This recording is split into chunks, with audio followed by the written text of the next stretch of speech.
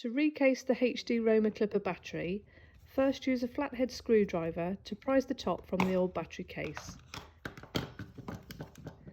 Next, use a pair of narrow pliers to slide the internal battery out of the old case.